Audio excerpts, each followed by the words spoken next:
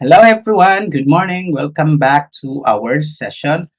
For today, I'm going to focus on the J option pane, show input dialog, and show message dialog. Okay, so last time we have just familiarized the things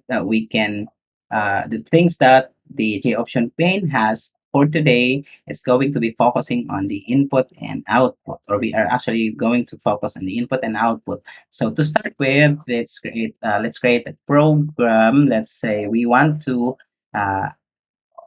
we want to perform arithmetic operators.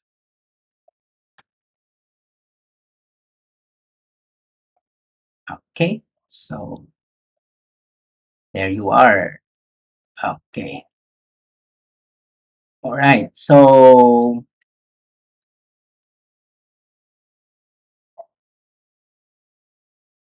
this time we are going to ask the user an entry.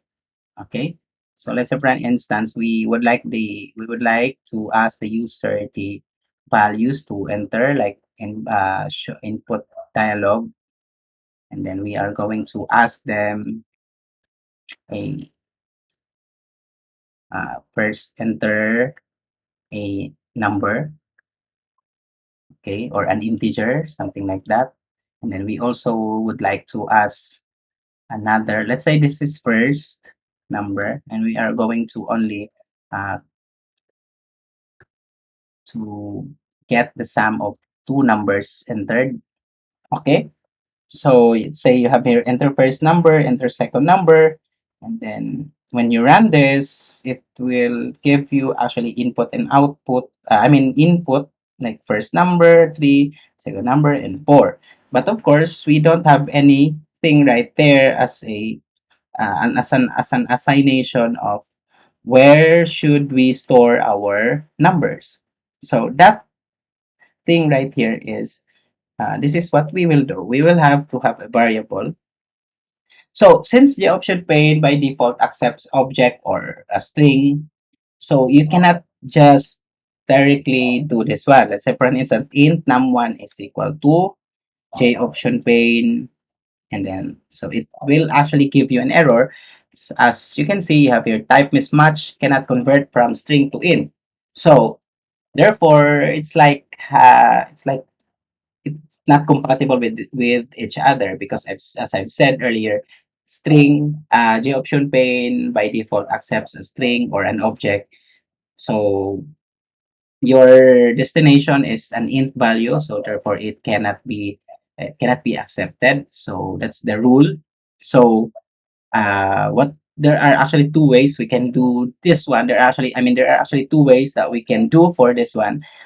First is you can have string num1, so that it will be compatible with each other, and string num2 is equal to enter 2, something like that. And then after that one, this is the time you will do conversion.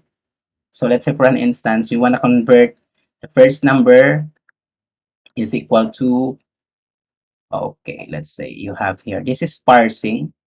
So we have, let's say, num1, okay, and then let's say we're going to copy paste this one, and then you have your second, and then you have your num2.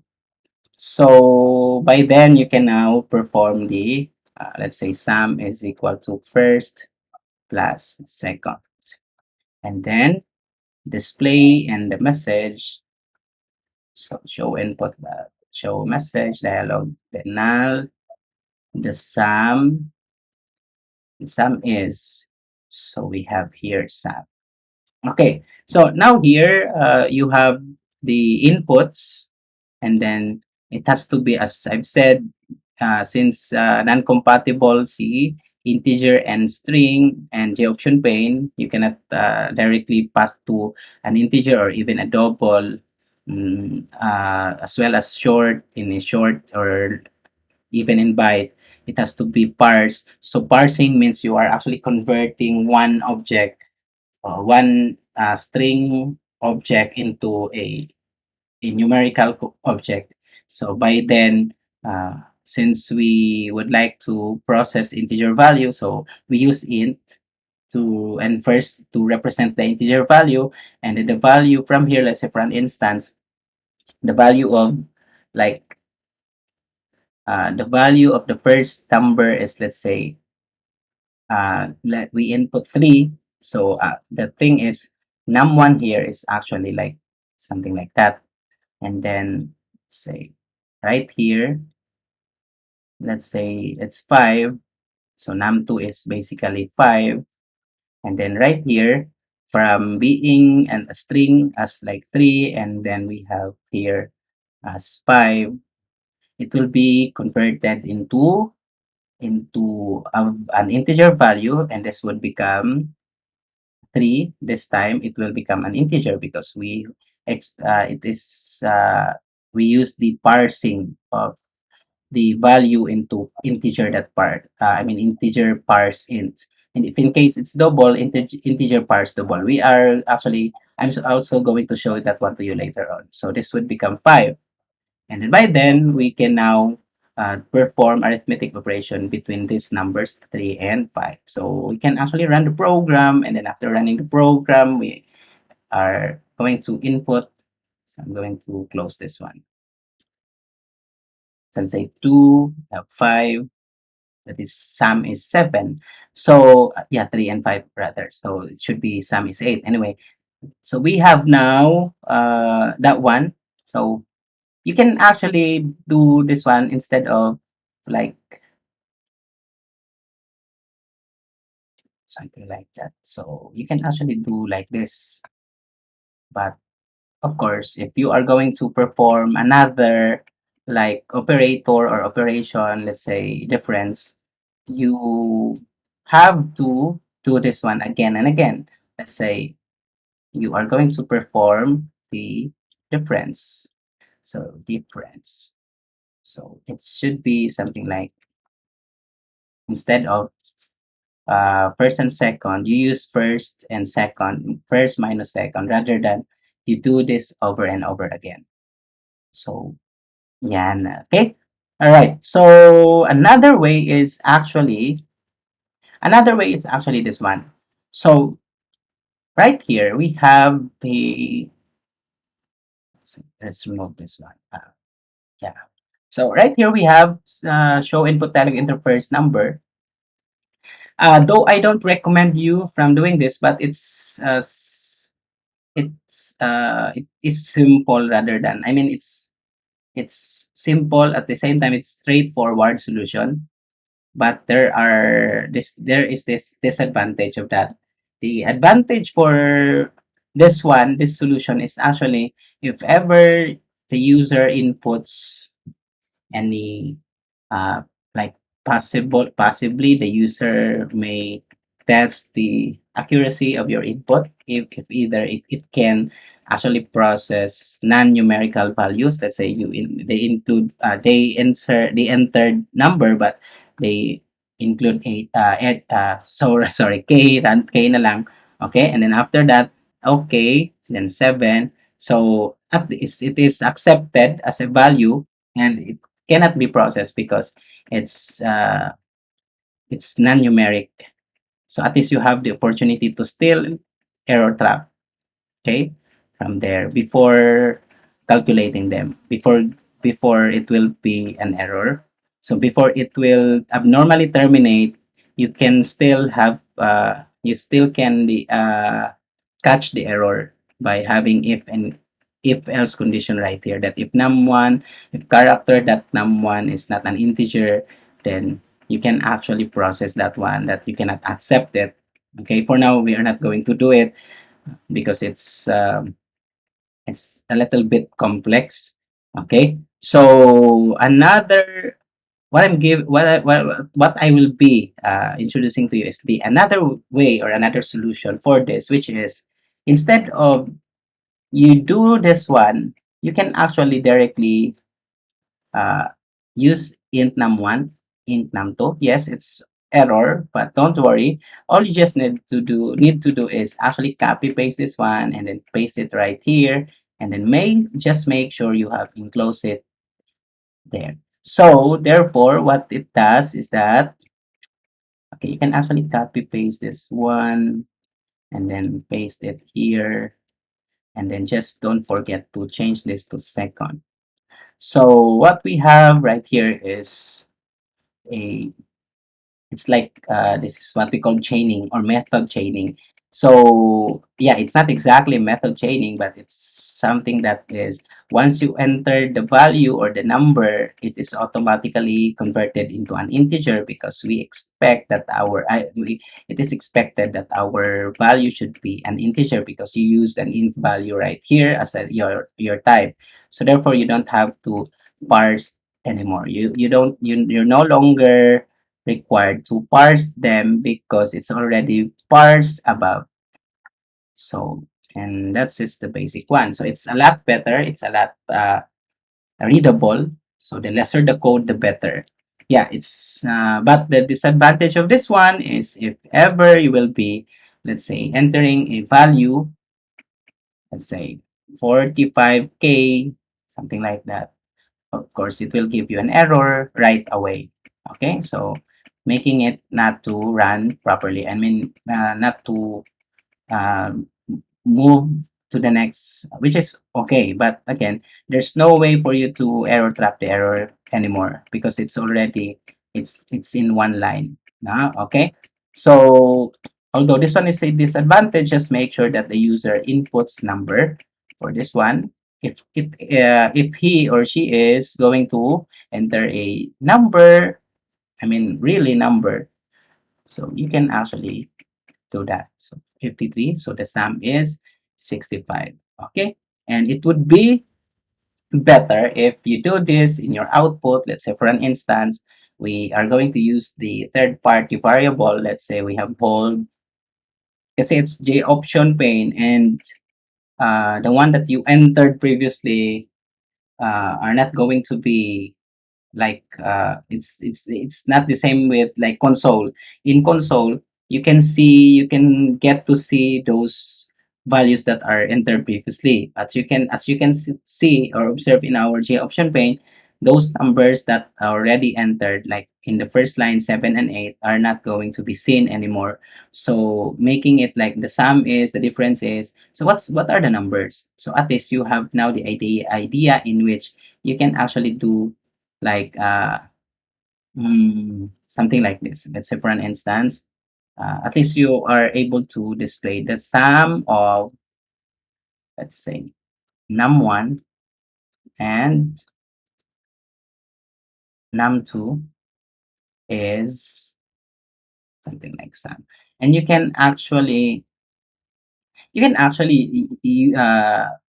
directly put it right here instead of having the hold, but uh, yeah, it's okay, but I would recommend you doing this rather than having that one. So instead, you use the hold right there. So yeah, just in case you have another, let's say, since hold is already declared, like you can actually put it right there, okay, or something like, sige, let's say it's declared right here. The Ayan, so anyway, yeah. And then let's remove the declaration of string because it's already declared there. So we have the sum of num1 and num2 is sum, and then let's say for an instance, you have another, let's say, int difference.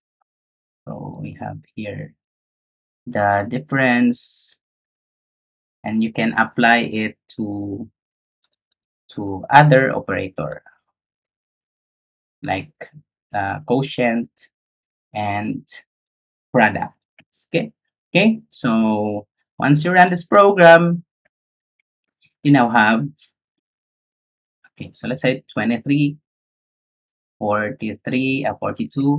So the sum of 23 and 42 is 65. At least you're able to keep up the values that have been entered previously, and you're able to make the user informed that they entered 23 and 42 rather than displaying directly the result. No, it's not okay. It's not that okay.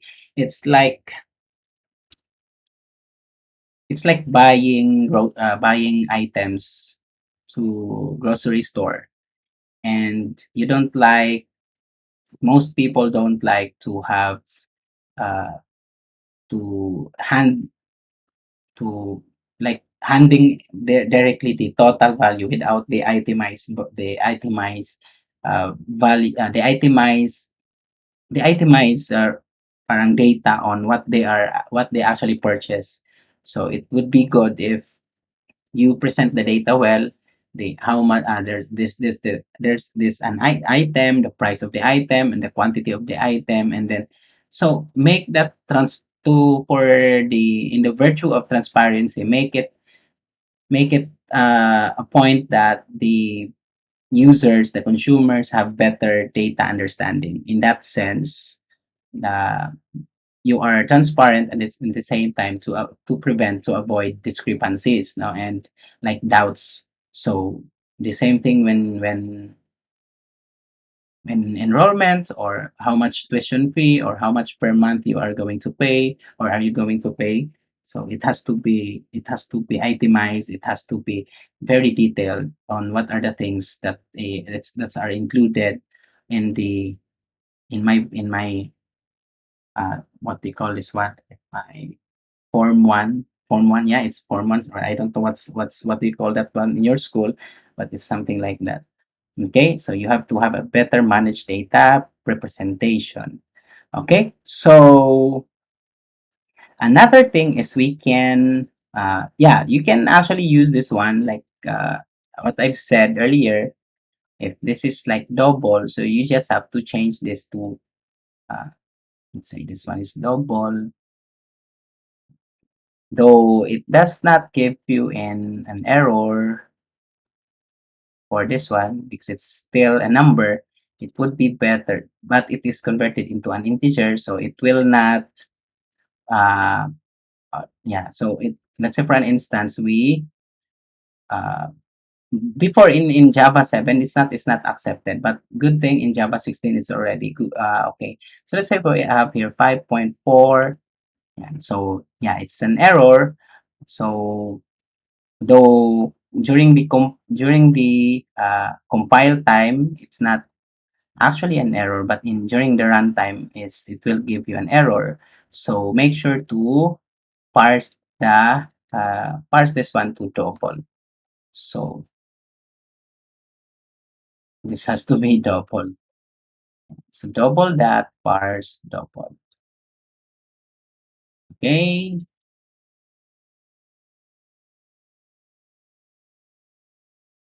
So we have 5.5, 6.9. So the sum of 5.5 and 6.9 is 12.4. The difference is, oh yeah, another thing is this one. So by the way, in the our previous discussion, I guess we discussed about system that out that printf, the formatting. We can actually format that one. Good thing it is in we have arrived at kind of output. Let's say for an instance, you want to have a two decimal. You only opted to have decimal two up to two decimal place in your output. So what you can do for this one is you can actually do like this. So we have here, let's say, string that format, sorry. So string that format the sum of, so it's going to be like this, the sum of, let's remove this one. So the sum of percent %d and percent %d is percent %d. Okay. Yeah, it's percent, it's f. So the sum of percent %f, kasi it's double now. Percent point, let's say you want it to display only two decimal places, so percent point to f. And then don't forget to do like num1, num2, and diff. It's not sum, rather, it's difference. It's not sum, it's difference. I guess I mentioned of sum earlier. So let's say we have here. So what was that again? 5.6 and 6.9. So the sum of, so it's okay for the sum because you will only have two decimal places, or I guess it's only one decimal place.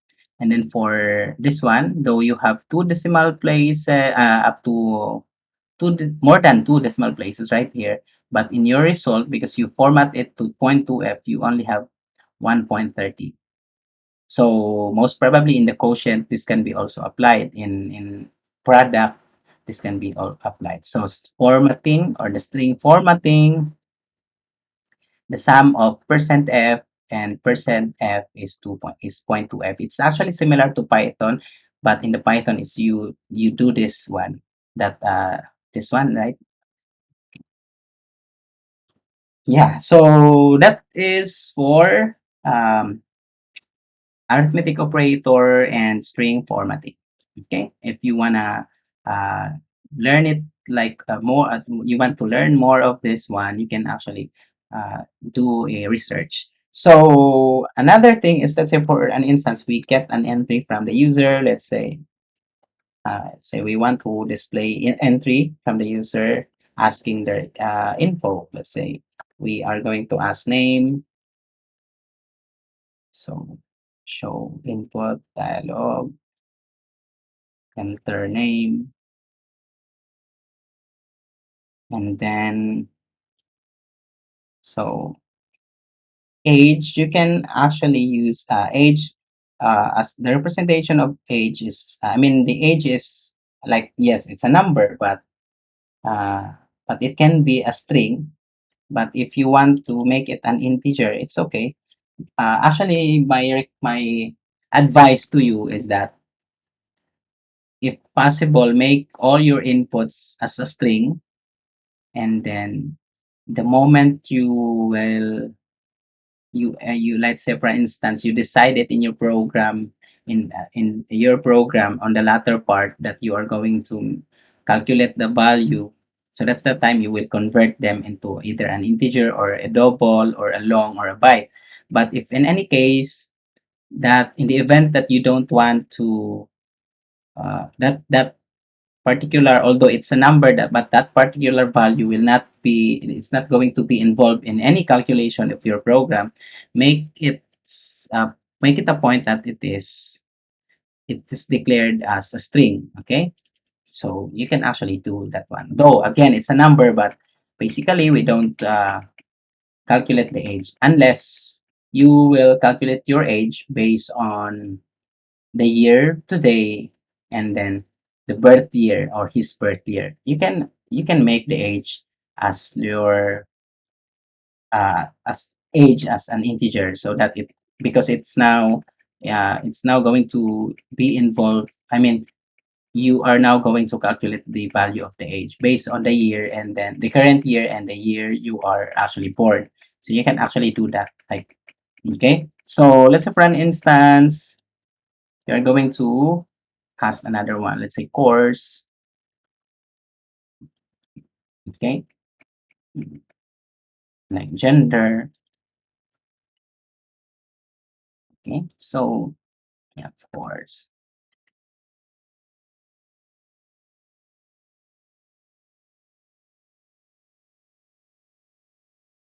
okay, something like that. So we are going to use the hold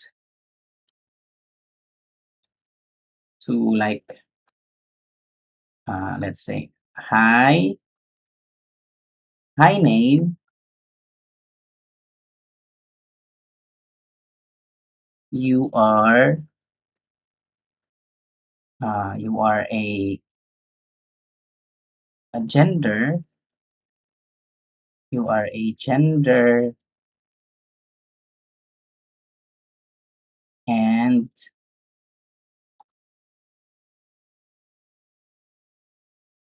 and you are a female, and your age na your age, sige, para our grammar is correct. Your age, you are age,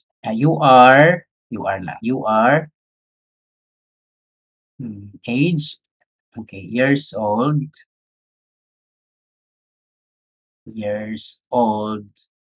and a gender. You are taking an course.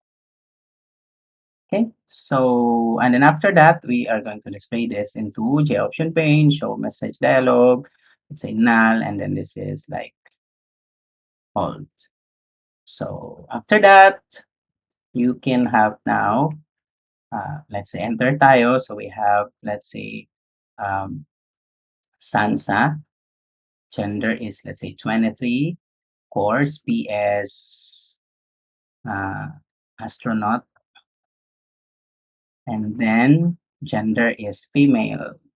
So there, hi Sansa, you are 23 years old and a female. You are taking BS astronaut. So that's something you can actually do for basic input and output, and you can do so much for this one. No, if if you are sick of like console-based application, you can actually do this. Now, you can actually use J option pane because it's more interactive and a lot better compared to console. Okay, but the one that I'm talking earlier, let's say for an instance, you wanna compute or calculate the age, let's say current year is equal to, let's say we are now in 2021, and then you want to calculate the age. So instead of calculating the age, it should be like you get the year. So enter the year you are born, you will enter the year you are born, and I want to tell you how old are you. So you have that kind of program. It's interesting. So J of parse and enter the year you are born. Enter the year you are born. Okay, enter the year you are born, and I'll tell you. It depends upon. It depends to you or on you if you wanna include like a sentence there. If you wanna state in a sentence base or whatsoever.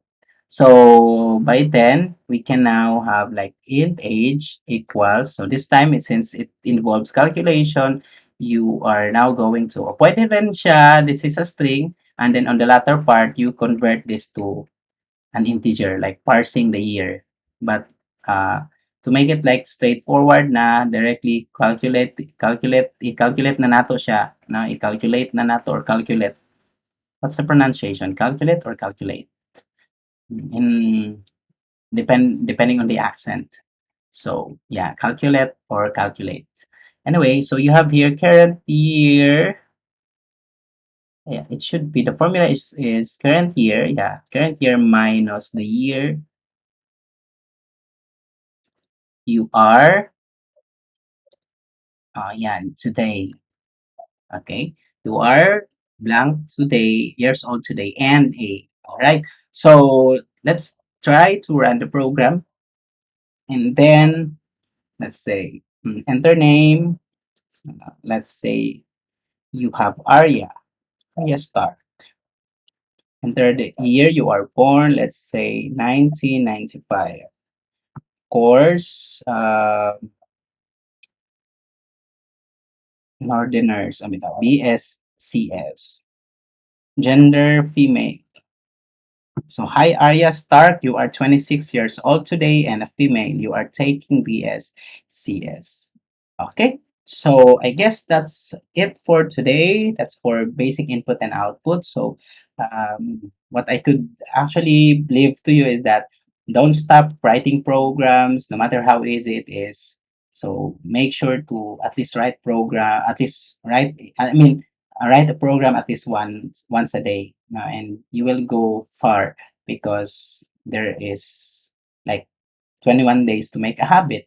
So if you continually and keep on consistently keep on writing programs every day, though at first you are forced to do so, but on the latter part, after 21 days, you can now actually, it's part of your, it's like it's like it will become part of your daily routine. So once you have that, it's not, you are not forced to do it because you already loved it. No, that's how you make things becomes a habit, or that's how you can actually love a certain uh, yeah, it's going to be starting to love before you can go far. So kasi it's would be easy for us if you love what you're doing. Okay, because it's not, it will not become your, it will not be like a job, or you are, yeah, you're not forced to do so because it's, you love what you do. Okay, so for now, again, in programming is a skill. The only way to learn it is by writing the programs in it.